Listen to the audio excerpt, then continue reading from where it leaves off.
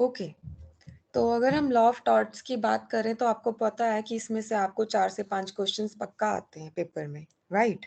And जो इसके topics आपके सिलेबस में दिए हुए हैं, आप अगर उसको चेक करो, आप अगर टॉपिक्स को चेक करो, तो वो ज़्यादा कुछ एज़ सच टेक्निकल या डिफ़िकल्ट या आपको यूनिट नहीं लगेगा। रीज़न बीइंग टॉट तो देखो सारा कवर किया हुआ है इन्होंने। ये है ही एक आपका छोटा-सा पार्ट जो आपको हमेशा फर्स्ट ईयर में या ऑब्वियसली फर्स्ट सेमेस्टर में ये सब्जेक्ट रहता है एक, जिसमें हमें ये बताया जाता है कि टॉट क्या होता है, कौन-कौन से ऑफेंसेस होते हैं जो टॉट की कैटेगरी में भी आ सकते हैं, राइट? तो हम ये शब्द ही तभी सुनते हैं। तो अगर कोई आपसे पूछता है कि टॉट क्या होता है, तो पहले तो आपको इतना नहीं पता होता, लेकिन जब आप इसे पढ़ लेते हो, तो आप उसे क्या बोल देते हो कि it's a sort of civil wrong. तो टॉट क्या होता है? एक सिविल रॉन्ग है। दूसरी चीज़, ये सबको पता होता है कि टॉट में कोई सेक्शंस नहीं याद करने। टॉट में कोई सेक्शंस नहीं याद करने क्योंकि ये कोई एक्ट नहीं है। इसका कोई आने का फिक्स टाइम नहीं है। आईपीसी हो गया, कॉन्ट्रैक्ट हो गया, फैमिली हिंदू लॉ हो गया आपका, राइट? ठीक है, कॉन्स्टिट्यूशन हो गया, उन सब का एक पर्टिकुलर टाइम पीरियड है क्योंकि वो एक्ट्स हैं। लेकिन अगर हम टॉट की बात करें, जूरिस्प्रूडेंस की बात करें, टॉट की बात करें या बेसिकली आप अगर कंपैरेटिव लॉ में कुछ रूल्स करते हो, जैसे रूल ऑफ लॉ करते हो, आप सेपरेशन ऑफ पावर्स के बारे में पढ़ते हो, तो कहीं न कहीं चलो उनका तो आपको एक पर्टिकुलर टाइम पीरियड मिल जाता है कि किसने दिया था, राइट? जूरिस्प्रूडेंस में भी ये चीज़ पता चल जाती है कि स्कूल का कब एक प्रकार से ओरिजिनेट हुआ था, किसने प्रोफाउंड किया था। लेकिन टॉट के केस में तो ये भी नहीं होता। टॉट के केस में सबसे पहला क्वेश्चन जो आपको पता है, जहाँ से आता है, वो आपको ही पता है कि ये किस चीज़ के ऊपर बेस्ड है। इज़ इट एन एक्ट या ये बेसिकली आपका किस तरह से बेस्ड है? तो वहाँ पर हमारा जवाब क्या होता है कि जो टॉट है हमारा वो जुडिशियल डिसीजंस के थ्रू आया है। वो कॉमन लॉ जो रेमेडीज़ हैं आपकी, ठीक है? उसके थ्रू आया है। टॉट क्या होता है? टॉट क्या होता है? It's something which is twisted. Taught को हम क्या बोलते हैं? कोई भी ऐसी चीज़ जो ट्विस्टेड होती है। बोलते इसे सिविल रॉन्ग ही है। बोलते इसे सिविल रॉन्ग ही है क्योंकि टॉट में आप जो भी चीज़ पढ़ोगे, तो आप वहाँ पर कंपनसेशन का बात करोगे। आप वहाँ पर कंपनसेशन का बात करोगे, आप कोई टर्म इम्प्रिजनमेंट, डेथ पेनल्टी ऐसा कुछ नहीं बात करोगे। तो इस वजह से टॉर्ट है तो सिविल रॉन्ग, लेकिन इसका आने का कोई पर्टिकुलर टाइम पीरियड नहीं है। इसका आने का कोई पर्टिकुलर टाइम पीरियड नहीं है, कोई ईयर नहीं है, कोई एक्ट नहीं है। तो सेक्शंस तो नहीं करने, तो टॉर्ट में हमें तो कांसेप्ट समझने होते हैं। टॉर्ट में हमें क्या समझने होते हैं? कांसेप्ट समझने होते हैं। तो टॉर्ट जो शब्द है आपका वो कहाँ से ओरिजिनेट हुआ है? टॉटम, जिसका मतलब क्या होता है? ट्विस्टेड, या कई बारी उसको टेंगल्ड भी बोल देते हैं। टेंगल्ड मतलब उलझा हुआ, ठीक है? बेसिकली इसको ट्विस्टेड बोल देते हैं, टेंगल्ड बोल देते हैं, क्रुक्ड बोल देते हैं, अनलॉफुल जो सही नहीं है, रॉन्गफुल ऑब्वियसली जो गलत है। तो इस तरह से टॉट को अलग-अलग उसमें क्या किया जाता है? समझाया जाता है। लेकिन क्या टॉट को कहीं पर डिफाइन किया गया है? जो ये शब्द है टॉट, क्या उसको कहीं पर डिफाइंड किया गया है? किसी एक्ट में या किसी लॉ में, किसी पर्टिकुलर सेक्शन में क्या इसको डिफाइन किया गया है? तो टॉट का तो खुद तो कोई सेक्शन वाली बुक है नहीं, ठीक है? तो इसमें तो ऑब्वियसली नहीं किया हुआ। लेकिन जो आप लिमिटेशन एक्ट पढ़ते हो, आपके सिलेबस में यूजीसी के लिए तो नहीं है, लेकिन फिर भी लिमिटेशन एक्ट के बारे में आपने पक्का सुन रखा होगा। किसी भी केस को फाइल करने का एक पर्टिकुलर लिमिटेशन पीरियड होता है। किसी भी केस को फाइल करने का एक पर्टिकुलर लिमिटेशन पीरियड होता है। अगर कुछ नहीं लिखा हुआ, तो कितना लेते हैं हम लिमिटेशन पीरियड? कोई बता सकता है मुझे? अगर कुछ भी मेंशन नहीं है, तो लिमिटेशन पीरियड केस फाइल करने का कितना लेते हैं? कितना सोचते हैं हम?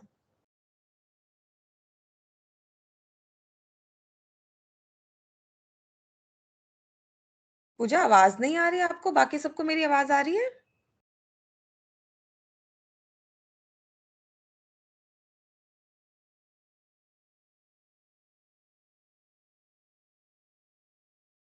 Hello, am I audible? आवाज़ आ रही है सबको?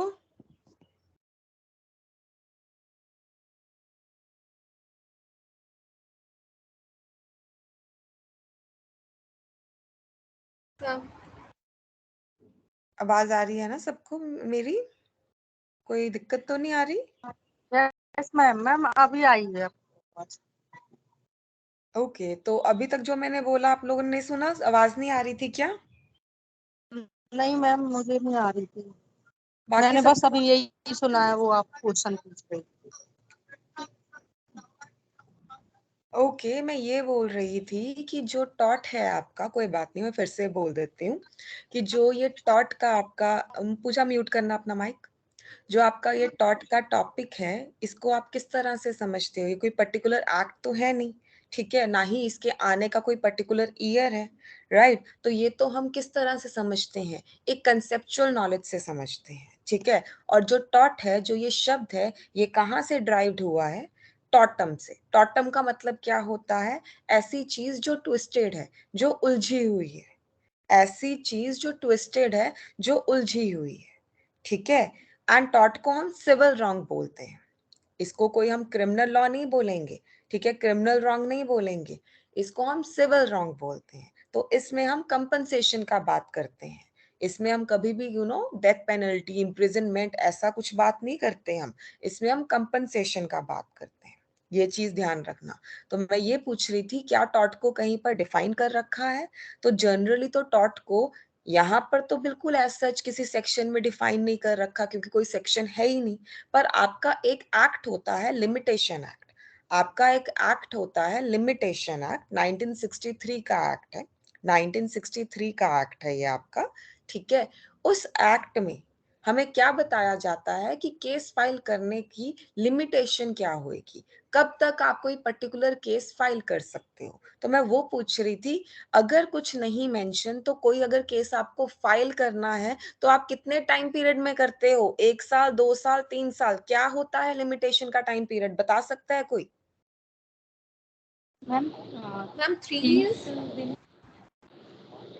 अगर मैं गलत नहीं हूँ 3 इयर्स। 3 इयर्स होता है। अगर कुछ basically particular time period mention नहीं है, कोई भी पर्टिकुलर टाइम पीरियड मेंशन नहीं है, तो 3 साल होता है। कितना होता है? 3 साल होता है। तो ये लिमिटेशन जो एक्ट है आपका, ठीक है? इसका एक तो ये 3 इयर्स वाला कांसेप्ट आपको जनरली पता होना चाहिए क्योंकि ये पूछा जा सकता है। आप वहाँ पर ये नहीं बोल सकते, "अरे! लिमिटेशन पीरियड तो हमारे सिलेबस में नहीं था।" रीज़न बीइंग लिमिटेशन जो एक्ट है वो आपके सिलेबस में नहीं है, लेकिन लिमिटेशन पीरियड कि कोई केस कितने टाइम पीरियड में हमें फाइल करना चाहिए, वो तो आपको एक पर्टिकुलर एक्ट का पता होना चाहिए ना।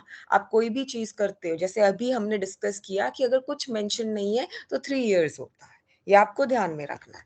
तो लिमिटेशन एक्ट के section 2 clause M, limitation act के सेक्शन 2 क्लॉज़ एम में लॉ ऑफ टॉर्ट्स को डिफाइन कर रखा है। लॉ ऑफ टॉर्ट्स को डिफाइन कर रखा है।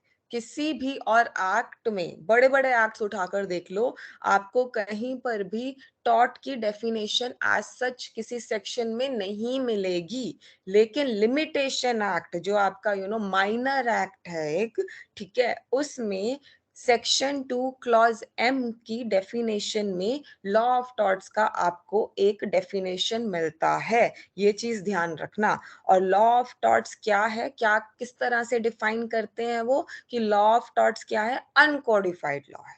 क्या है? अनकोडिफाइड लॉ है। तो ये चीज़ आपको ध्यान में रखना है कि सेक्शन 2 क्लॉज़ एम में लिमिटेशन एक्ट में इसको डिफाइन कर रखा है।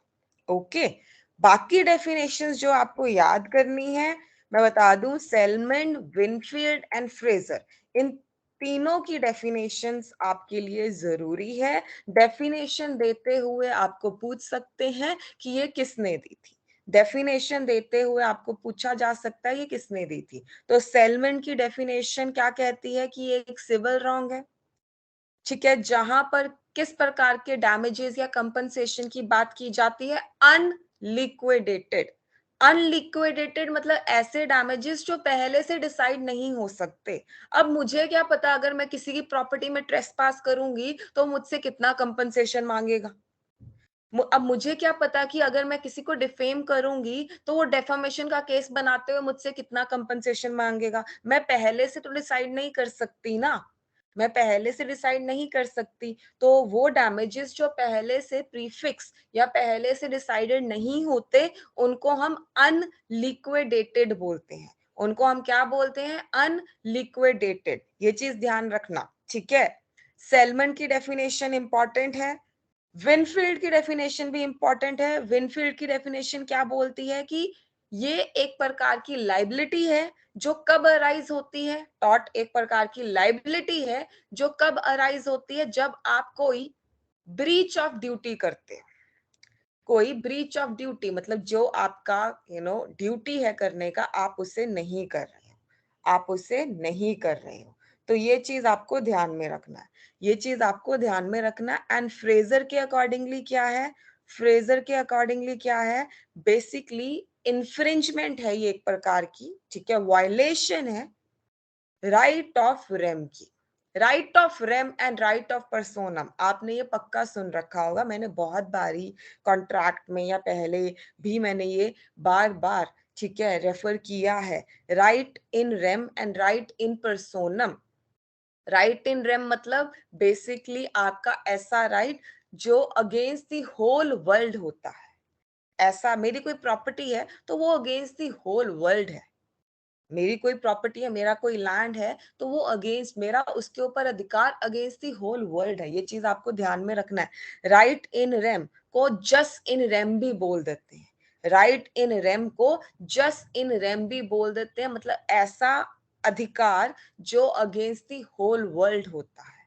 और वहीं पर दूसरी साइड जस्ट इन पर्सोनम या राइट इन पर्सोनम मींस ऐसा अधिकार जो एक पर्टिकुलर पर्सन के अगेंस्ट ही आप क्या कर सकते हो? क्लेम कर सकते हो। जैसे कॉन्ट्रैक्ट एक्ट में होता है।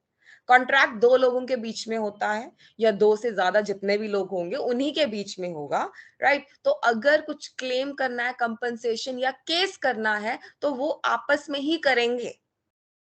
वो जो अपना डैमेजेस या कंपनसेशन है वो आपस में ही मांगेंगे। लेकिन राइट इन रैम क्या कहता है कि आप किसी से भी कंपनसेशन मांग सकते हो। आप किसी से भी कंपनसेशन मांग सकते हो जो बेसिकली क्या करेगा? आपके राइट को इन्फ्रिंज करेगा, आपके लैंड में ट्रेसपास करेगा, आपकी रिस्पेक्ट मतलब आपकी जो बेसिकली डेफोमेशन करेगा, या कुछ भी जो भी आप टॉट पढ़ते हो, जो भी आप टॉट पढ़ते हो, ठीक है, टॉट के डेफिनेशंस के अंडर, टाइप्स के अंडर जो जो चीजें आती हैं, ये चीज आपको ध्यान में रखना है, ठीक है। तो टॉट की डेफिनेशन सेलमन, विनफील्ड, फ्रेजर, ये तीनों की याद रखना, ठीक है, ये तीनों की याद रखना, ये इंपॉर्टेंट है। ओके, नेक्स्ट जो आपके लिए जरूरी है वो है ये क्या है कि टॉट क्या है? एक प्रकार से सिविल रॉन्ग है। दैट मीन्स यहाँ पर आप कहाँ पर जाओगे? सिविल कोर्ट में जाओगे। अगर आप किसी के अगेंस्ट, अगर आप किसी के अगेंस्ट क्या कर रहे हो? टॉट का केस फाइल कर रहे हो। अगर आप किसी के अगेंस्ट क्या कर रहे हो? टॉट का केस फाइल कर रहे हो, तो आप क्या करोगे? सिविल कोर्ट में जाओगे। आप क्या करोगे? सिविल कोर्ट में जाओगे। ये चीज ध्यान रखना। आप क्या मांगोगे? कंपनसेशन मांगोगे। और कब मांगोगे? जब इन्फ्रिंजमेंट होगा आपके किसी पर्टिकुलर राइट का। जब इन्फ्रिंजमेंट होगा आपके किसी पर्टिकुलर राइट का। एंड वन मोर थिंग जो आप यहाँ पर ध्यान रखना, कोई भी पर्सन जो टॉट करता है, कोई भी पर्सन जो टॉट करता है, उसे रॉन्ग डूअर तो कहते ही कहते हैं कि वो गलत कर रहा है, ऐसा व्यक्ति जो गलत कर रहा है, लेकिन उससे टॉट फिजर भी कहते हैं। टॉट फिजर मतलब ऐसा व्यक्ति जो टॉट को कमिट कर रहा है। और अगर एक से ज्यादा लोग, अगर एक से ज्यादा लोग मिलकर टॉट कर रहे हैं, अगर एक से ज्यादा लोग मिलकर टॉट कर रहे हैं, तो उस केस में उनके लिए नेम होता है जॉइंट टॉट फिजर। ये आ भी रखा है क्वेश्चन और कहीं ना कहीं रिपीट होता रहता है। अगर एक से ज्यादा लोग टॉट कर रहे हैं, जैसे क्रिमिनल लॉ में आप जॉइंट लाइबिलिटी के बारे में पढ़ते हो, सेक्शन 34 ऑफ आईपीसी, राइट। उसी तरह से टॉट में भी अगर एक से ज्यादा लोग टॉट कर रहे हैं with the same intention, common intention जिसको हम बोलते हैं, तो उस केस में उन सबको क्या बोला जाएगा? टॉट फिजर नहीं, जॉइंट टॉट फिजर। जॉइंट वर्ड साथ में लग जाएगा, ये आपको ध्यान में रखना है, ठीक है। आई होप अभी तक आपको क्लियर हो गया हो टॉट का शब्द का ओरिजिन कहाँ से हुआ है, कौन कौन सी डेफिनेशंस आपको याद करनी है। Yes मनीलेखा? Ma'am, there was a question that there are two bikes coming from two different directions and they cause an accident. So will they be called joint tortfeasor? I marked as independent tortfeasors because they two were not intending commonly to do that accident, though they were both involved in the same incident. So is that correct? और क्या option में था? Ma'am यही था, independent tortfeasor, joint tortfeasor, neither of them, either of them, ऐसे ही था शायद options में। इंडिपेंडेंट होगा, वैसे ये कंट्रीब्यूटिंग नेग्लिजेंस का नहीं पार्ट होगी। मैम उन्होंने ये चीज दिया ही नहीं था ना, जस्ट टॉर्टफीजर ठीक पे है, क्वेश्चन को ये करके किया क्योंकि था ये ना, जो तो आप एग्जांपल बोल रहे हो ये कंट्रीब्यूटिंग नेग्लिजेंस पे हम देखते हैं मोस्टली, यस मैम, मैम है ये ना? एक्चुअली नेट का ही क्वेश्चन है, आई थिंक आपके मैं वो ही समझ पेपर में गई, था। हाँ वो मैं जी मैम। समझ गई। तो जॉइंट ऑफिसर तो वो लोग होते हैं ना जो with the common intention basically साथ में कोई काम करते हैं गलत, राइट, है ना? तो वो एग्जैक्टली होते हैं मैम। यहाँ मैम यहाँ पर। हाँ, यहाँ पर तो उनका कोई भी as such common intention pre meeting of mind ऐसा कुछ नहीं था, तो वो तो इंडिपेंडेंट ही है। दोनों ही अपनी अपनी जगह इंडिपेंडेंट ही। गलत है ना? दोनों ही अपनी अपनी जी जगह गलत है, जी। ठीक है? तो ये आपको ध्यान में रखना है। आई होप आपको यहाँ तक क्लियर हो गया हो। अब आपको अगर कहीं पर ऐसा लग रहा है कि टॉट का कोई पर्टिकुलर ईयर होना चाहिए, तो नहीं है, लेकिन क्वेश्चन कई बार ये भी आ जाता है कि ये किस पे ऊपर बेस्ड है, जुडिशियल डिसीजंस के ऊपर। जुडिशियल डिसीजंस के ऊपर ये आपका बेस्ड रहता है। जितने भी इंग्लैंड में कॉमन लॉ रेमेडीज देखने को मिलती है, सुनने को मिलती है पुराने टाइम की, कोर्ट्स ने विद टाइम इस चीज को डेवलप किया है। कोई पर्टिकुलर इसका ईयर नहीं है, ठीक है? तो वो ढूंढने मत बैठ जाना, क्योंकि ये क्वेश्चन आता है तो वहां पर आपका जवाब होता है जुडिशियल डिसीजंस, ठीक है?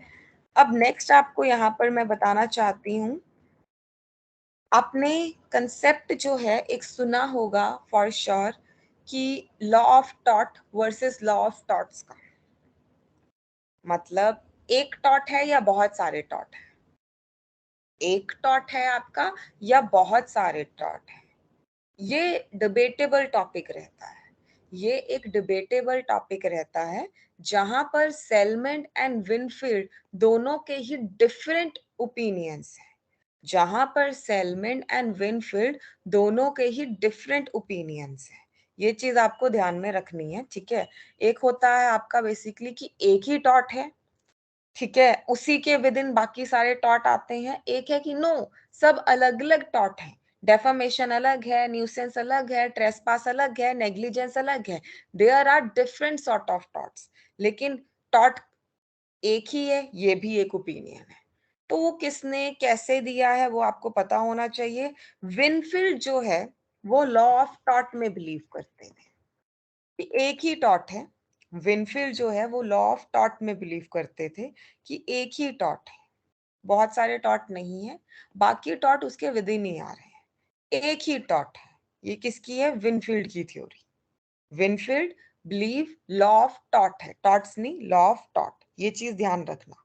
बट सेलमेंट सेलमेंट ने क्या बोला बेसिकली कि there are law of torts. Salmond का आपको यहाँ पर शायद ऊपर ही दिखेगा, शायद मैंने नीचे लिखा हो, जस्ट अ सेकेंड, क्योंकि सेलमेंट का जो है आपका बेसिकली वो किस चीज में बिलीव करते थे, वो बिलीव करते थे कि देयर आर, अच्छा ऊपर ही लिखा हुआ है लॉ ऑफ टॉट्स में, ठीक है, वो ब्रैकेट उसमें है।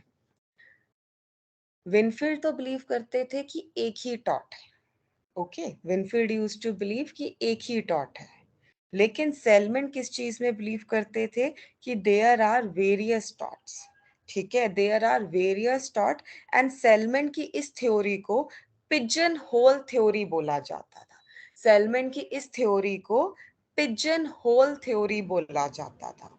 ये फ्रीक्वेंटली क्वेश्चन रेपिटेडली पूछ लेते हैं वो, ठीक है, इस कंसेप्ट से कि लॉ ऑफ टॉट किसने दिया था, तो विनफील्ड। लॉ ऑफ टॉट्स कितने किसने दिया था? सेलमेंट। और सेलमेंट का इस थ्योरी को और किस नाम से जाना जाता है? Pigeon whole theory. Pigeon whole theory क्यों बोलते हैं? आप लोगों ने सबने पिजन देखे होंगे, वो होल करते रहते हैं, जस्ट लाइक जितने वो होल्स करते हैं, सेलमन यूज्ड टू बिलीव उतने ही हमारे भी टॉट्स हैं। एक टॉट नहीं है, बहुत सारे टॉट्स हैं। सेलमेंट इस चीज में बिलीव करते थे और विनफील्ड बिलीव करते कि नहीं, एक ही टॉट है भाई, बाकी उसके विदिन आ रहे हैं। तो दोनों अपनी अपनी जगह ही ठीक थे। लेकिन हमें तो ऑब्वियसली क्वेश्चन के पॉइंट ऑफ व्यू से पता होना चाहिए कि सेलमेंट ने कंसेप्ट दिया था लॉ ऑफ टॉट्स का, जिसको हम कौन सी थ्योरी से डोनेट करते हैं? Pigeon whole theory. जिसको हम कौन सी थ्योरी से डोनेट करते हैं? Pigeon whole theory. ये चीज आप लोगों को ध्यान रखनी है, ये चीज आप लोगों को ध्यान रखनी है। और विनफील्ड ने बोला है लॉ ऑफ टॉट। इनकी थ्योरी को कोई और नाम से नहीं बोलते, विनफील्ड की थ्योरी बोलते हैं बस। विनफील्ड की थ्योरी कि एक ही टॉट है, और सेलमन की थ्योरी बहुत सारे टॉट्स हैं, और उसी थ्योरी को पिजन होल थ्योरी भी बोलते हैं। उसी थ्योरी को क्या बोलते हैं हम? Pigeon whole theory. ये चीज ध्यान रखना। क्लियर हुआ यहाँ तक? Yes ma'am. ओके। अब टॉट और क्राइम में डिफरेंस है, ऑब्वियसली है। क्या डिफरेंस है? क्या डिफरेंस है? टॉट तो एक सिविल रॉन्ग है ना, लेकिन क्राइम तो आपको पता है उसको तो अगेंस्ट दी होल सोसाइटी माना जाता है, राइट? क्राइम में तो इम्प्रिजनमेंट होता है, टॉट में आप डैमेजेस या कंपनसेशन मांग सकते हो। तो ये चीज भी आपको ध्यान में रखनी है कि दोनों में डिफरेंस है। और वो मैं आपको क्यों समझा रही हूँ? बिकॉज आपके कई टॉपिक्स हैं जो आप टॉट में भी पढ़ते हो, और वो सेम ही टॉपिक्स आप आईपीसी के क्रिमिनल लॉ में भी पढ़ते हो, जैसे कि डेफामेशन, जैसे कि ट्रेसपास, जैसे कि नेग्लिजेंस, न्यूसेंस। आप ये चारों जो टॉट्स हैं आपके, ठीक है, ये आप बेसिकली टॉट की उसमें भी पढ़ते हो, और आप सेम क्रिमिनल लॉ में भी पढ़ते हो। तो आपके माइंड में आता होगा कि इन दोनों में फिर क्या डिफरेंस हुआ। देखो, जनरली ये अप टू द पर्सन होता है जिसके साथ कुछ गलत हुआ है। से फॉर एग्जांपल, मैंने ये पहले भी आपको समझाया है कि अगर किसी के साथ उसके लैंड में ट्रेसपास हुआ है या उसकी डेफामेशन हुई है, ठीक है, तो पर्टिकुलरली उस पर्सन के ऊपर डिपेंड करेगा ये कि उसने केस कैसा करना है।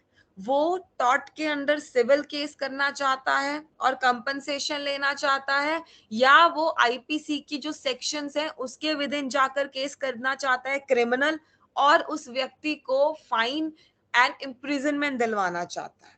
तो जिसके साथ गलत होगा, जिसके साथ गलत होगा, वो डिसाइड करेगा। तो डोंट गेट कंफ्यूज ओवरलैपिंग को सुनते या देखते हुए कि ये सेम चीज तो क्रिमिनल लॉ में भी है, यही सेम चीज तो आपकी सिविल मतलब यहाँ पर टॉट में भी है। तो वहां पर कंफ्यूज नहीं होना। जिसके साथ गलत होगा वो ही क्या करेगा? डिसाइड करेगा। वो ही क्या करेगा? डिसाइड करेगा। ये आपको ध्यान में रखना है, ठीक है? ओके। अब नेक्स्ट चीज जो आपको ध्यान में रखनी है, क्राइम और टॉट में तो चलो you will be very well clear कि हाँ भाई डिफरेंस है, ठीक है। एक में कंपनसेशन मांगा जाता है, डैमेजेस मांगे जाते हैं, दूसरे में सजा दिलवाई जाती है। लेकिन टॉट और कॉन्ट्रैक्ट में क्या डिफरेंस है? टॉट और कॉन्ट्रैक्ट में क्या डिफरेंस है? दोनों ही सिविल रॉन्ग है। कॉन्ट्रैक्ट भी तो सिविल रॉन्ग है आपका, वहां पर भी तो आप सिर्फ और सिर्फ कंपनसेशन ही मांगते हो। कॉन्ट्रैक्ट एक्ट, आई होप आप लोगों को याद हो, द इंडियन कॉन्ट्रैक्ट एक्ट 1872 1 सितंबर 1872 को आया था। ओके, याद रखना वो चीज। सेक्शन 75 तक आपके जनरल प्रोविजंस हैं, सेक्शन 75 तक आपके जनरल प्रोविजन है, और उसके बाद आपके स्पेशल कॉन्ट्रैक्ट्स भी स्टार्ट होते हैं, ठीक है। ये भी चीज ध्यान रखना 124 से। ओके, तो वो अगर रिवाइज नहीं किया आप लोगों ने तो कर लो, उससे भी 5 क्वेश्चंस आने हैं शॉर्ट शॉर्ट पेपर में। ओके, अब मुझे ये बताओ कि कॉन्ट्रैक्ट एंड टॉट दोनों ही सिविल नेचर के हैं, लेकिन दोनों में डिफरेंस तो है। तो क्या डिफरेंस है? कोई बता सकता है मुझे? क्या डिफरेंस है? कोई बता सकता है मुझे? कॉन्ट्रैक्ट एंड टॉट में क्या डिफरेंस है? दोनों सिविल रॉन्ग है पता है, दोनों में कंपनसेशन मांगा जाता है पता है, लेकिन डिफरेंस तो है, डिफरेंस तो है, मैं डिफरेंस Ma'am, in बता चुकी। contract, हाँ जी, ma'am, in contract we bind ourselves. It is with our consent that we bind ourselves that if something wrong happen, we will pay the damages. But in tort, that is absent. There is no agreement as such. Taught में कोई agreement नहीं होता before hand, ठीक है। Contract में जैसे कि आपने बोला है कि ऑब्वियसली वो आप खुद की कंसेंट से एक एग्रीमेंट में जाते हो, और जहां पर आप में और दूसरे पर्सन में एक लीगल रिलेशन क्रिएट होता है, ठीक है। वहां पर स्पेसिफाइड होता है कि कल को अगर केस करना है, जैसे कि मैंने अभी ऊपर बताया आपको, तो आप दूसरे पार्टी के अगेंस्ट ही कर सकते हो। जस्ट एंड पर्सोनम का कंसेप्ट रखता है, पर्सोना मतलब पर्टिकुलर पर्सन, राइट। लेकिन यहाँ पर तो बेसिकली क्या होता है, अगेंस्ट द होल वर्ल्ड होता है। ओके, यहाँ पर कभी भी डैमेजेस आपके प्रीफिक्स नहीं होते, यहाँ पर कभी भी डैमेजेस आपके प्रीफिक्स नहीं होते। लेकिन अगर हम बात करें कॉन्ट्रैक्ट में, तो कॉन्ट्रैक्ट में आप लोग चाहो, आप और दूसरी पार्टी चाहो, तो डैमेजेस को पहले से डिसाइड करके रख सकते हैं कि कल को अगर हम कॉन्ट्रैक्ट को तोड़ेंगे, देखो मैं कॉन्ट्रैक्ट भी साथ साथ में आपको रिवाइज करवा रही हूँ, ध्यान से सुन लो, ठीक है। बेसिकली अगर आप कल को कॉन्ट्रैक्ट को तोड़ेंगे या दूसरा पार्टी तोड़ेगा, तो फिर एक दूसरे को इतना कंपनसेशन दिया जाएगा।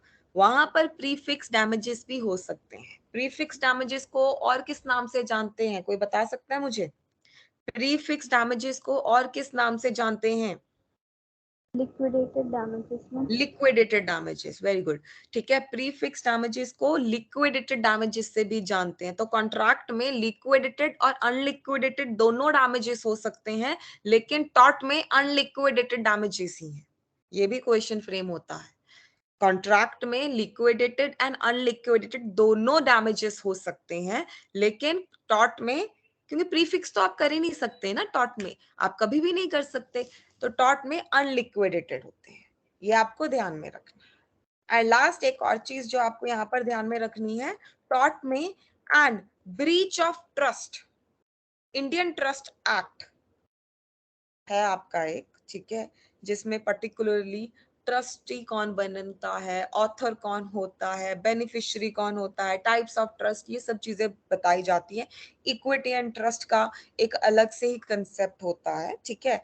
लेकिन टॉट को ये बोला जाता है कि ब्रीच ऑफ ट्रस्ट से भी वो डिफरेंट है, क्योंकि ट्रस्ट जो होता है उसका ब्रीच, ट्रस्टी अगर ब्रीच करे या कुछ हो, तो वहां के जो कंसेप्ट होते हैं वो डिफर करते हैं, वहां के जो कंसेप्ट होते हैं, ठीक है, वो डिफर करते हैं। और वहां पर भी जो डैमेज होता है वो लिक्विडेटेड होता है, वो पहले से डिसाइड होता है, ये आपको ध्यान में रखना है। लेकिन टॉट में ऐसा नहीं होता। टॉट में कभी भी डैमेजेस प्रीफिक्स्ड लिक्विडेटेड नहीं हो सकते। टॉट में कभी भी डैमेजेस प्रीफिक्स्ड लिक्विडेटेड नहीं हो सकते। ये चीज ध्यान रखना, ये चीज ध्यान रखना, ठीक है। तो टॉट जो है वो कॉन्ट्रैक्ट से भी डिफरेंट है, क्रिमिनल लॉ से भी डिफरेंट है, ट्रस्ट के लॉ से भी डिफरेंट है, वो सारा हमने डील किया, ठीक है। मैं बेसिक इसलिए करवा रही हूँ क्योंकि बेसिक में से एक क्वेश्चन तो आता ही आता है आपको, ये जो आप अभी पढ़ रहे हो, ठीक है, तो आपको ये पता होना चाहिए। देन अभी तक तो चलो आपको टॉट के बारे में आइडिया लग ही गया होगा कि टॉट क्या होगा, उसके कुछ एसेंशियल्स होंगे ऑब्वियसली, कि कोई एक्ट या कोई ओमिशन होना बहुत जरूरी है। बिना कुछ करे तो टॉट का कुछ भी नहीं होगा, कोई भी इन्फ्रिंजमेंट नहीं होगी, तो कुछ ना कुछ तो होना बहुत जरूरी है, जिसकी वजह से दूसरे पर्सन को लीगल डैमेज हो। I again repeat, legal damage, actual damage की बात नहीं कर रही हूं मैं लीगल डैमेज की बात कर रही हूँ, ठीक है। ये चीज ध्यान में रखना है। इंजरी होनी चाहिए, लीगल इंजरी होनी चाहिए। क्या होनी चाहिए? लीगल इंजरी होनी चाहिए।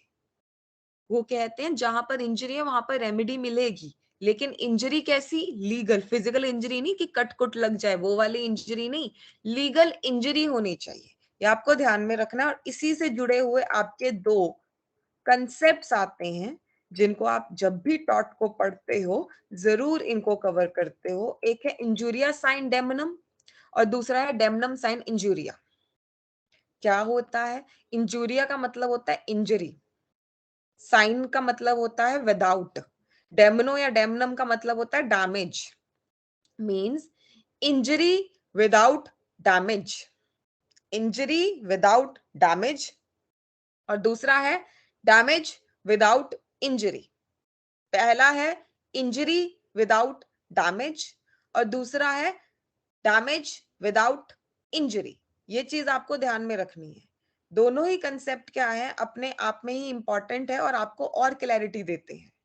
जैसे इंजुरिया साइन डेमनो की अगर आप बात करो कि इंजरी विदाउट डैमेज, मतलब लीगल इंजरी जरूर हुई है लेकिन कोई डैमेज नहीं हुआ। किसी पर्टिकुलर पर्सन को वोट डालने जाना था, किसी पर्टिकुलर पर्सन को वोट डालने जाना था 2024 में, हम सब लोग भी जाएंगे, राइट? ठीक है, तो अगर वोट डालने के लिए कोई पर्टिकुलर पर्सन जा रहा है और उसको रास्ते में कोई पुलिस ऑफिसर रोक लेता है या कोई भी नोडल ऑफिसर ही रोक लेता है और उसको वोट नहीं डालने देता, वोट नहीं डालने देने देता, ठीक है, लेकिन जिस व्यक्ति को, जिस कैंडिडेट को वोट डालना चाहता था, वो पार्टी या वो कैंडिडेट ऑलरेडी विन कर चुका है, मतलब जीत गया, उसकी वोट से कोई फर्क नहीं पड़ा, उसकी वोट से कोई फर्क नहीं पड़ा, जिसको वोट डालना चाहता था वो जीत जाता है। तो एज सच इस केस में कोई डैमेज तो नहीं हुआ, कोई नुकसान तो नहीं हुआ, वो जिसको विन करवाना चाहता था वो जीत जीत जाता है, उसकी वोट से कोई फर्क नहीं पड़ता, उसकी वोट से कोई फर्क नहीं पड़ता। लेकिन अगर आप देखो तो उसके राइट टू वोट, जो उसका एक राइट है, उसकी तो इन्फ्रिंजमेंट हुई है, तो उसके राइट की तो इंजरी हुई है। यस और नो, एक बार बताइए, यस और नो, लीगल इंजरी तो हुई Yes, है ना ma'am. उसको, Ma'am, in चाहे Indian scenario, Bhimsen is the case, right? ये हमारा JNK का जो, हाँ, Bhim. भीमराव वाला, Yes, हाँ, Jammu वो and भी case, Kashmir. Yes, Bhim Singh वाला स्टेट ऑफ JNK का भी केस है, और इंग्लिश लॉ में एशबे वर्सेस वाइट का केस है। एशबे वर्सेस वाइट के केस में जो मैं ये वोट वाली बात कर रही हूँ, ये इस केस में था, और इंडियन केस आपका है भीम सिंह वर्सेस JNK का, जहां पर उसको लेजिस्लेटिव असेंबली में जाने नहीं देते। हालांकि उसके ना जाने से कोई नुकसान तो नहीं होता, लेकिन लीगल इंजरी तो हुई है ना। आप किसी को वोट ना डालने देने जाओ, ठीक है, मतलब उसको डालने का मौका ना दो, राइट? तो एज सच कोई अगर नुकसान ना भी हो, लेकिन लीगल इंजरी तो हो रही है, और जहां पर लीगल इंजरी हो रही है वहां पर कंपनसेशन केस करते हुए मांगा जा सकता है। ठीक है, ये आपको ध्यान में रखना है। अगर इंजरी है विदाउट डैमेज, चाहे विदाउट डैमेज हो रही है लेकिन इंजरी तो हो रही है ना, तो कंपनसेशन मांगा जा सकता है। ये आपको ध्यान में रखना है। यहां तक क्लियर हुआ? एक बार बताएं। Yes, ma'am. ओके, दूसरा इसी से ऑपोजिट जो है डेमनम साइन इंजुरिया। डेमनम साइन इंजुरिया मतलब डैमेज हुआ है लेकिन कोई इंजरी नहीं हुई। एक शॉप है, बहुत अच्छी चल रही है, एक डिपार्टमेंटल स्टोर है, बहुत अच्छा चल रहा है, उसी के साथ में एक और डिपार्टमेंटल स्टोर खुल जाए, या उसी मार्केट में एक और डिपार्टमेंटल स्टोर खुल जाए। आप भी देखते होंगे एक मार्केट में कितने केमिस्ट वाले होते हैं, कितने स्टोर्स होते हैं, राइट? तो एक स्टोर होता है तो वो सारा का सारा बेनिफिट लेता है उस मार्केट का, लेकिन अगर एक और स्टोर खुल जाए तो फिर उसका जो प्रॉफिट होता है वो कम हो जाएगा, उसको डैमेजेस तो होंगे। लेकिन क्या ये कुछ गलत हुआ है? क्या कुछ इलीगल चीज हुई है यहाँ पर? क्या कुछ अनलॉफुल चीज हुई है यहाँ पर? क्या उसके लीगल इंजरी को हर्ट हुआ है? सोचो, क्या लीगल इंजरी को No, हर्ट ma'am. हुआ है? नहीं। No, क्यों? ma'am. As क्योंकि per competition law, it's healthy fair. Competition है, राइट? तो जहां पर डैमेजेस हो रहे हैं, ठीक है, वी कंसोल कि डैमेजेस हो रहे हैं, लेकिन कोई लीगल इंजरी नहीं हो रही, वहां पर केस नहीं किया जा सकता। ग्लॉस्टर ग्रामर स्कूल केस था, हमेशा फेमस केस रहता है ये, कि एक स्कूल है, बहुत अच्छा चल रहा था, बहुत अच्छा, उनको मतलब एडमिशन के थ्रू रेवेन्यू मिल रहा था, सारे बच्चे उसी स्कूल में आ रहे थे, लेकिन उसी के साथ में एक और स्कूल खुल जाए, अब उसी के साथ में एक और स्कूल खुल जाए, तो फिर एडमिशन्स क्या हो जाएंगी, थोड़ी कम हो जाएंगी। तो क्या वो स्कूल वाले केस कर सकते हैं कि दूसरा स्कूल यहाँ पर क्यों खुला है? No they can't. क्यों? क्योंकि कोई भी लीगली गलत काम नहीं हुआ है। डैमेज जरूर हुआ है उनको लेकिन कोई लीगल इंजरी नहीं हुई है। ये आपको ध्यान में रखना है। ये आपको ध्यान में रखना है कि अगर डैमेज हुआ है लेकिन कोई लीगल इंजरी नहीं हुई तो केस नहीं कर सकते, कंपनसेशन नहीं मांगा जा सकता। पर अगर ठीक है इंजरी हुई है, चाहे कोई डैमेज हो या ना हो, अगर कोई इंजरी हुई है चाहे कोई डैमेज हो या ना हो, तो फिर केस किया जा सकता है।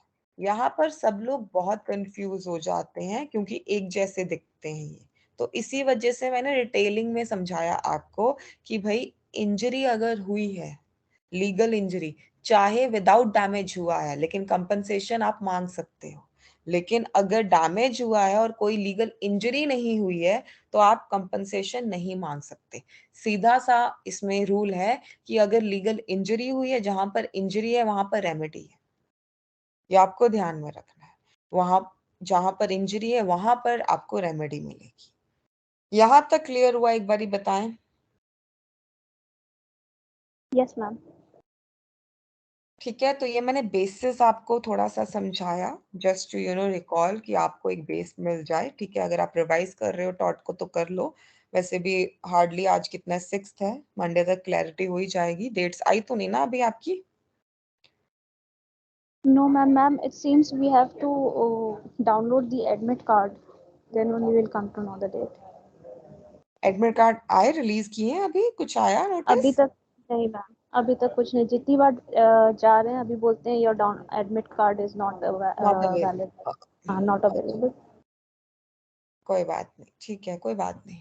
आ जाएगा, कल तक आ जाएगा, आ जाए, क्योंकि सेंटर वगैरह का आइडिया लग जाता है फिर, है ना। चलो, एक तो आपने ये वाला कंसेप्ट समझा। ओके, देन दूसरा एक छोटा सा कंसेप्ट और समझा देती हूँ मैं, strict liability and absolute liability का। Strict liability and absolute liability maybe इसमें से भी एक क्वेश्चन आ जाए, लक अच्छा रहे हमारा।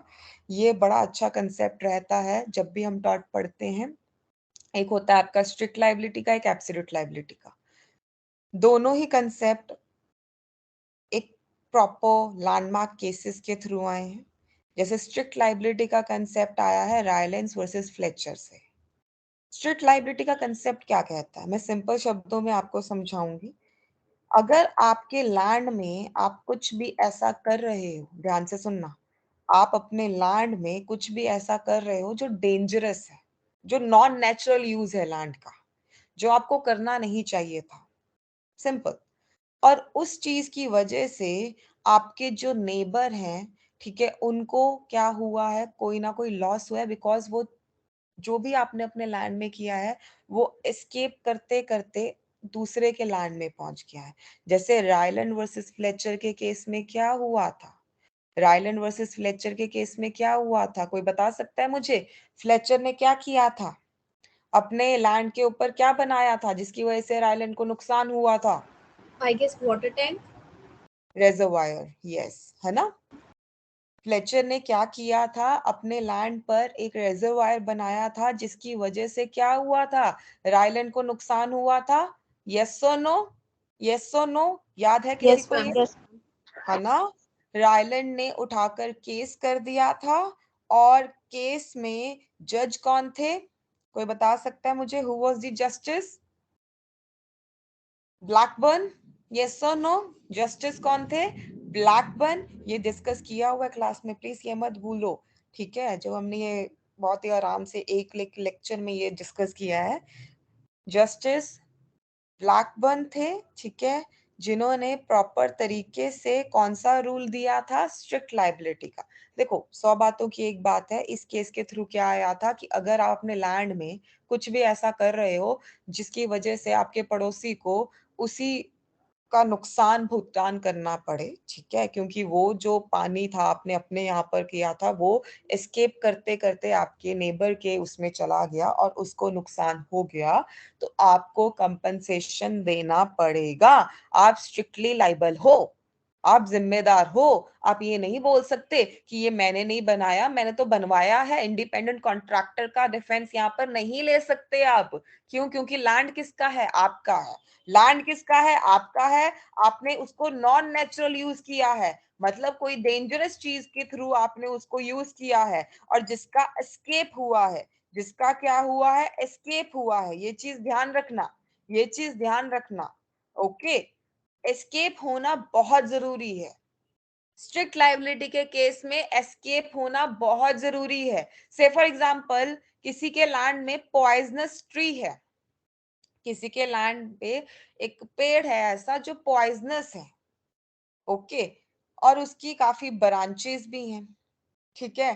तो नेबर का घोड़ा या कोई बाईपासर का घोड़ा अगर खुद अंदर आता है उस पर्सन के लैंड में, और उसका जो पॉइजनस ट्री है उसके पत्ते या उसके जो भी लीव्स है उसको खाता है और फिर वो मर जाता है, क्या वहां पर स्ट्रिक्ट लाइबिलिटी का कंसेप्ट लगेगा?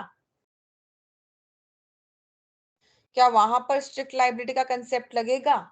अगर कोई बाहर से आता है नो किसी मैम, के लैंड में, तो नो मैम। क्या वहां पर, क्योंकि एस्केप तो हुआ ही नहीं, एस्केप होना बहुत जरूरी है। चलो इसी को और एग्जांपल के तौर पर समझा देती हूँ मैं।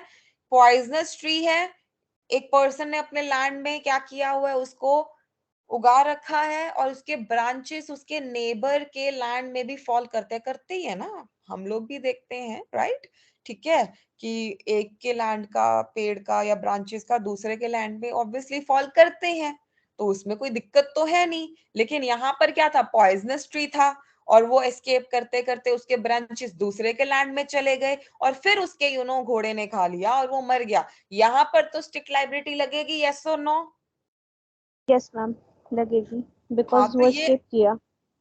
यस, ये चीज आपको ध्यान में रखनी है, ये चीज आपको ध्यान में रखनी है कि डेंजरस सब्सटेंस होना चाहिए, एस्केप होना बहुत जरूरी है। अब मैं एस्केप पे इतना एम्फसाइज क्यों करी जा रही हूँ? क्योंकि मैं स्ट्रिक्ट लाइबिलिटी का कंसेप्ट समझा रही हूँ आपको अभी, क्योंकि आपको एब्सोल्यूट लाइबिलिटी का कंसेप्ट भी दोबारा से समझना है। तो स्ट्रिक्ट लाइबिलिटी के कंसेप्ट के केस में यू शुड नो कि डेंजरस सब्सटेंस है और उसका एस्केप हो रहा है, और लैंड को नॉन नेचुरल तरीके से यूज किया जा रहा है। ये आपको ध्यान में रखना है, ये आपको ध्यान में रखना है, ठीक है। स्ट्रिक्ट लाइबिलिटी के एक्सेप्शंस हैं, स्ट्रिक्ट लाइबिलिटी के एक्सेप्शंस हैं, यस मैम, यस मैम। हाँ, जो मैं आपको भी एग्जांपल दे रही हूँ कि अगर प्लेंटिव का आपकी गलती। हाँ, अगर प्लेंटिव जो केस करने वाला है उसकी खुद की गलती है, तो वो केस कैसे करके कंपनसेशन मांगेगा? मैंने ये हमेशा आपको बताया है कि जब भी आप टॉट पढ़ते हो तो इसमें भी आप डिफेंसेस के बारे में पढ़ते हो। चोर चोरी करने के लिए किसी के घर पे गया, और चोरी करते हुए तिजोरी में से सामान निकालते हुए तिजोरी का एक कॉर्नर उसके बहुत गंदे तरीके से हैंड पर लग गया, और उसको काफी ब्लीडिंग और इंजरी हो गई, और वो पकड़ा भी गया, वो पकड़ा भी किया। क्या वो उस इंजरी के लिए कंपनसेशन मांग सकता है जो उसको हुई नो है, चोर मैम, को? नहीं मांग मैम। सकता, क्योंकि वो नहीं। खुद गलत है ना। ये तो वो बात होगी, उल्टा चोर कोतवाल को डांटे, है ना। तो वो चीज आपको ध्यान में रखनी है। प्लेंटिव की अगर खुद की गलती होएगी तो वो क्लेम कैसे कर लेगा कंपनसेशन? ये टॉट का जनरल प्रिंसिपल भी एक्सेप्शन में रहता है, ये आपको ध्यान में रखना है। जैसे मैंने अभी आपको घोड़े की एग्जांपल दी, राइट, कि वो खुद लैंड में जाकर उसने, घोड़े ने क्या किया? पॉइजनस ट्री के पत्ते खाए। ये पॉइंटिंग वर्सेस नोक्स का केस था, ठीक है, ये पॉइंटिंग वर्सेस नोक्स का केस था। तो अगर प्लेंटिव की खुद की गलती हो तो कंपनसेशन नहीं मिलता, ठीक है। एक्ट ऑफ गॉड, अगर भगवान के आगे किसकी चली है, वही वाला हिसाब आ गया। कोई इस तरह से बारिश हुई किसी साल, अर्थक्वेक आया, फ्लड आया, लैंडस्लाइड आई, ऐसी नेचुरल क्लैमिटीज जिसके ऊपर हम लोगों का बस नहीं चलता। भले ही फोरकास्ट पहले हो जाता है, लेकिन स्टिल जो नुकसान होगा उसके ऊपर हमारा बस एज सच तो नहीं चलता। तो अगर एक्ट ऑफ गॉड की वजह से कुछ हो तो वहां पर भी स्ट्रिक्ट लाइबिलिटी नहीं लगती। ये चीज आपको, यस मनी लिखा? मैम, रायलन वर्सेस फ्लेचर में भी तो शायद बारिश हुई थी ना। रायलन वर्सेस फ्लेचर में? हाँ, पर वो बारिश बेसिकली वो नहीं थी ना, बेसिकली बारिश नहीं, रेजोवायर था, इसमें बारिश नहीं हुई थी। वो निकोल्स वर्सेस मार्शलैंड का केस है। Okay, ma'am. There they took the हाँ, वो ये आर्टिफिशियल लेक जो था वो Nichols yes versus ma'am, yes marshland का केस है। एक्ट ऑफ गॉड के केस वैसे भी निकोल्स वर्सेस, अच्छा एक्ट ऑफ गॉड को और क्या बोलते हैं? विस, Vis major. हाँ ये क्वेश्चन आता है प्लीज, ठीक है, ये याद रखना, विस मेजर बोलते हैं, ठीक है। ये इस फाइल में नहीं है, वो जनरल डिफेंसेस वाला जो हमने फाइल डिस्कस किया हुआ है ऑलरेडी उसमें होगा, ठीक है, तो पढ़ लेना, ठीक है, जनरल डिफेंसेस में इंपॉर्टेंट है, ठीक है। तो act of God Nichols versus marshland का केस है, ठीक है, रिवाइज करवा रही हूँ, ध्यान रखो उस चीज को भी। आर्टिफिशियल लेक एम्बार्कमेंट्स का टूटना वो उसके केस में था, लेकिन एक्ट ऑफ गॉड में आपको बेसिकली एक्सेप्शन मिलेगा, ये आपको ध्यान में रखना। या फिर अगर कोई और आ जाता है थर्ड पार्टी आकर, ma'am you know, yes Pooja, ma'am क्या नाम बताया आपने एक्ट ऑफ गॉड का दूसरा नाम? विस मेजर, याद नहीं, विस विस मेजर मेजर। है ना, okay VIS, vis major, MAJOR, vis major, ठीक है। ये चीज मैंने किसी ना किसी मॉडल टेस्ट में डाला भी हुआ है, ये मॉक टेस्ट में, ओके, ये चीज ध्यान रखना, विस मेजर, ओके। देन थर्ड है आपका, थर्ड बोल ही रहा है कि act of third party, that means आपके लैंड में आप तो कुछ गलत कर ही रहे थे, लेकिन आपका पड़ोसी कुछ नहीं किया, उसने कोई और बाहर से आता है और आपके पड़ोसी के घोड़े को उसके घर से निकालता है और आपके लैंड पर छोड़ जाता है, ये भी चीज ध्यान रखना, ठीक है। या फिर कुछ ना कुछ इस तरह से करता है जिसमें आपकी एज सच कोई गलती नहीं है, आपका एस्केप तो हो ही नहीं रहा। देखो इन तीनों केसेस में मैं आपको बोल रही हूँ एस्केप नहीं हो रहा, या एस्केप आपकी गलती की वजह से नहीं हो रहा। एस्केप होना स्ट्रिक्ट लाइबिलिटी के लिए बहुत जरूरी है, एस्केप होना स्ट्रिक्ट लाइबिलिटी के लिए बहुत जरूरी है, ये चीज आपको ध्यान में रखनी है। अगर एस्केप नहीं हो रहा, अगर एस्केप नहीं हो रहा तो फिर आप लाइबल नहीं होंगे, या आप किसी को लाइबल नहीं कर सकते स्ट्रिक्ट लाइबिलिटी के अंडर, ठीक है, ये चीज आपको ध्यान में रखना है, ये चीज आपको ध्यान में रखना है। और सबसे लास्ट में, अगर प्लेंटिफ ने खुद ही आपको रजामंदी दे दी थी, अगर रायलैंड वर्सेस फ्लेचर के केस में अगर रायलैंड खुद बोलता फ्लेचर को जो करना कर ले, कोई दिक्कत नहीं है मुझे, तो क्या रायलैंड केस कर सकता था? क्या रायलैंड केस कर सकता था अगर रायलैंड ने पहले ही उसकी कंसेंट दी होती कि जो करना है कर लो, कोई दिक्कत नहीं है? बताओ।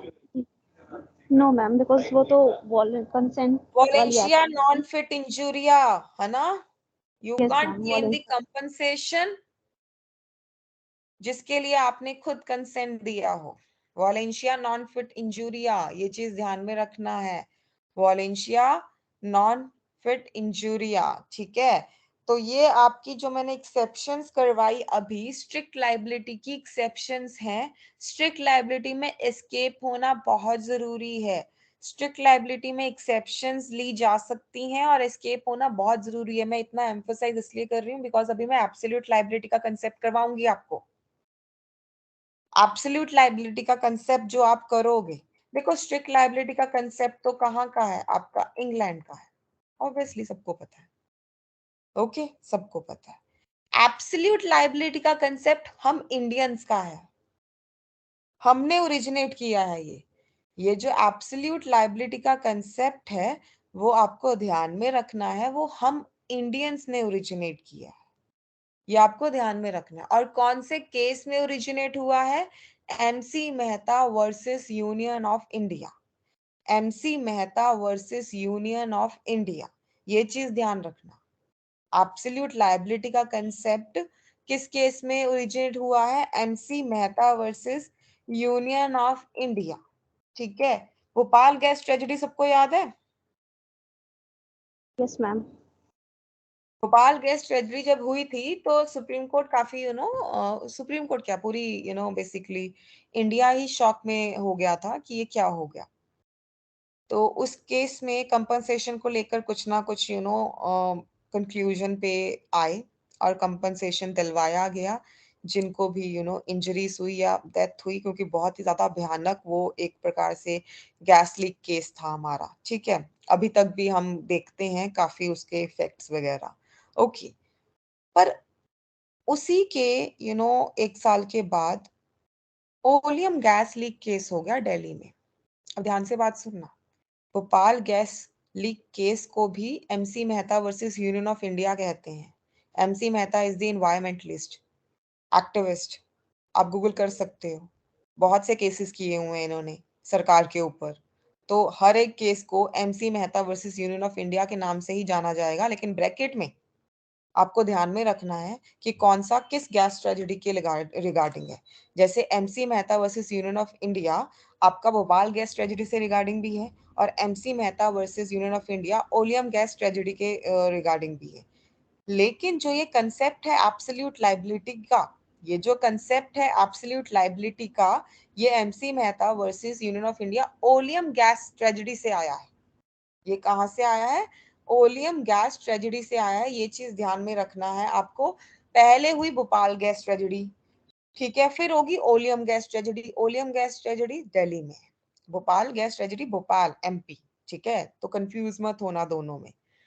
फिर हुई ओलियम गैस ट्रेजेडी। तो जुडिशरी को, सुप्रीम कोर्ट को क्या लगा कि ये बहुत ज्यादा जो केसेस इतने हमें सुनने को मिल रहे हैं, we should do something, we should do something, ठीक है। स्ट्रिक्ट लाइबिलिटी का कंसेप्ट तो चलो चला ही आ रहा था, हमने भी तो अडॉप्ट किया ही हुआ था, लेकिन हमें एक स्टेप ऊपर जाना चाहिए। हमें एक स्टेप ऊपर जाना चाहिए, मतलब एक कुछ और करना चाहिए जिसकी वजह से ये जो गैस ट्रेजेडी से विक्टिम्स है उनको प्रॉपर कंपनसेशन मिले, प्रॉपर कंपनसेशन मिले।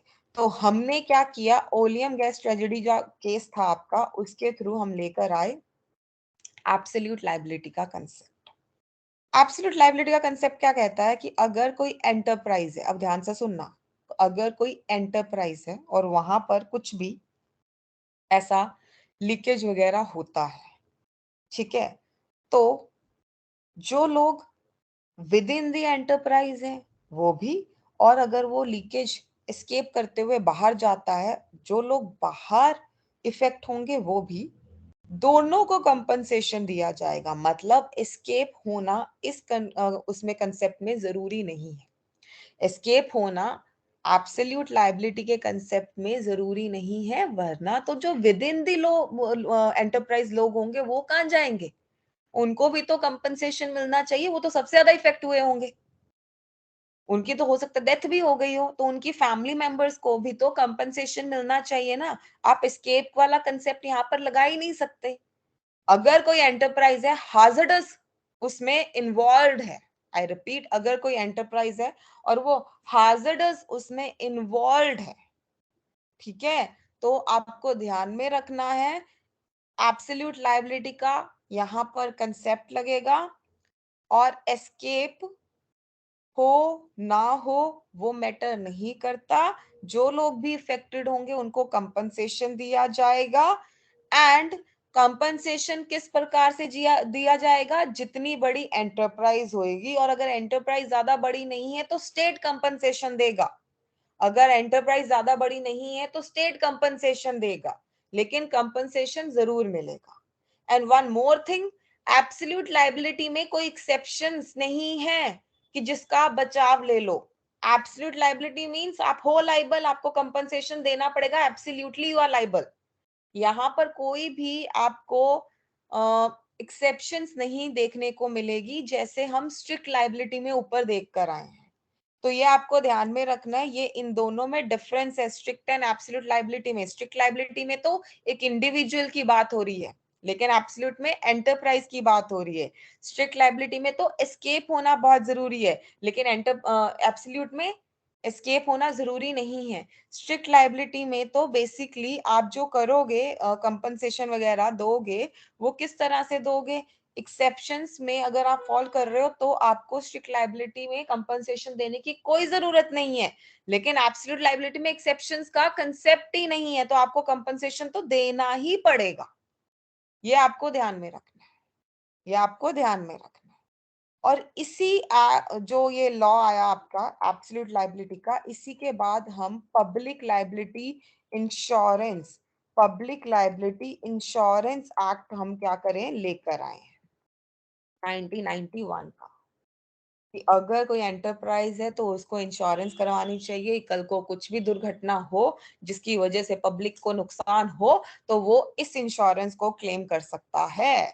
उसको पब्लिक के लिए भी अपना कुछ ना कुछ ड्यूटी फुलफिल करना चाहिए। ये आपको ध्यान में रखना है, ये आपको ध्यान में रखना है।